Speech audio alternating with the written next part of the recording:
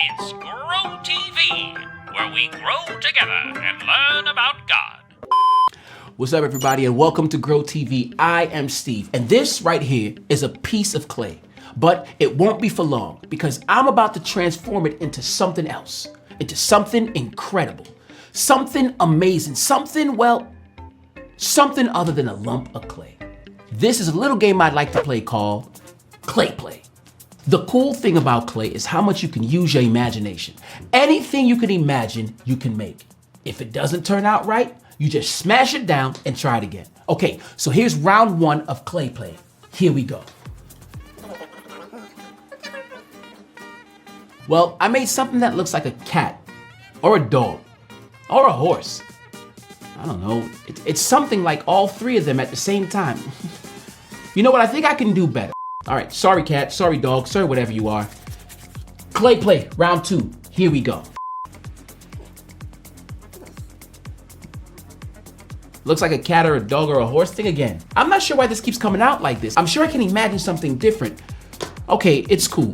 I'm just gonna smash it down and try it again. So long, cat, horse, dog thingy. Time to play Clay Play round number 3. Here we go. What's up, Steve? Oh, cool cat. Or is it a dog? Or is it a horse? Or is it a cadorse? Hey, Stacy. Yeah, thanks. It's all those things actually. That's right, it's a cadorse. It's a cadorse.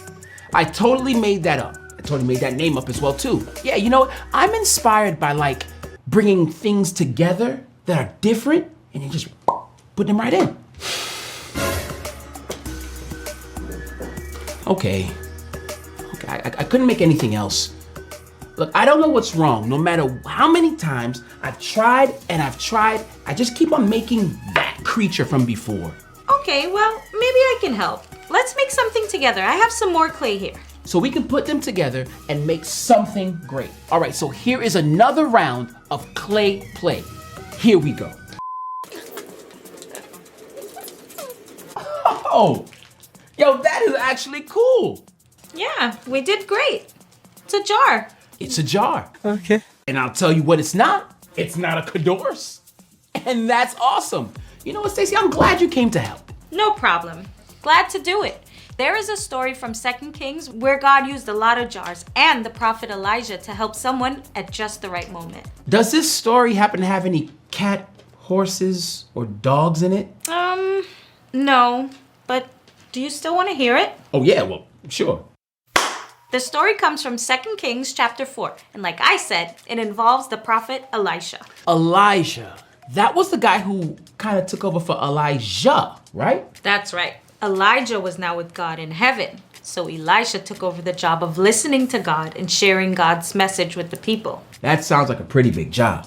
I mean, if you were a prophet, people probably would be always coming to you with their questions and problems, right? One day, a woman came to Elisha with a pretty big problem. She told Elisha that her husband died, but their family owed people some money. Those people wanted their money back, or they would take her children away. She didn't know what to do. So much for easing into a job. Right off the bat, Elijah got to get hit with this cat, horse, dog situation. What?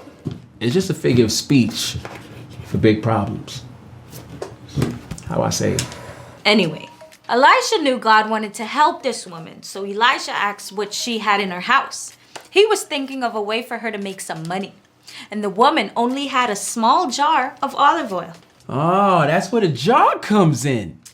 It might have looked like our jar. Maybe. We can imagine it did at least. So Elijah said here in 2 Kings 4, 3-4, go around and ask all your neighbors for empty jars. Don't just ask for a few. Then go inside, shut the door behind you and your sons, and pour all the oil into the jars. And as each is filled, put it to one side.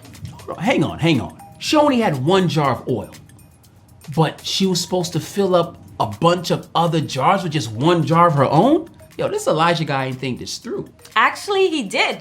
The woman did exactly what Elijah told her to do. She took the little jar of oil and started pouring into it an empty jar until it filled up. Her sons kept bringing her more empty jars and she kept pouring oil into them. When she was done, all the jars were filled up. Yup. She took one little jar of oil and turned them into a bunch of jar of oils?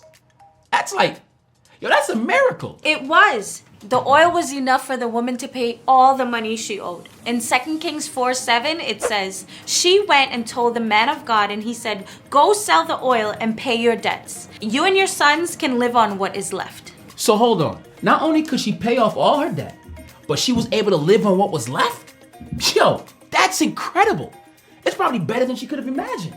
The woman was in a tough situation, and God made a way for Elisha to help her.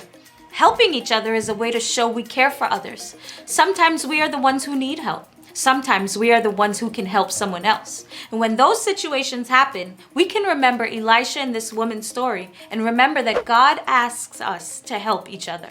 That woman's situation was a lot more serious than my cat-dog situation. But it's still really cool how you came along just at the right time to help. Like Elijah did for that woman in the story. You were willing to let me help you. The woman in the story went and asked Elisha for help. You know, sometimes the hardest thing to do when we're in a hard spot is to ask for help. Or accept that someone's offering it. I was tempted to do another round of clay play on my own, but you know what, Stace? I'm glad I did it. And Elijah had to be open to helping when God put him in a situation to help. It makes me think about opportunities to help that I might have missed sometimes. You know, none of us might be perfect at it.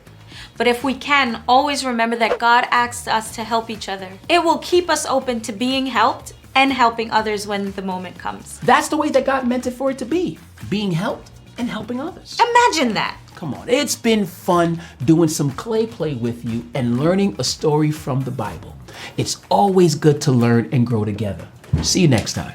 Bye.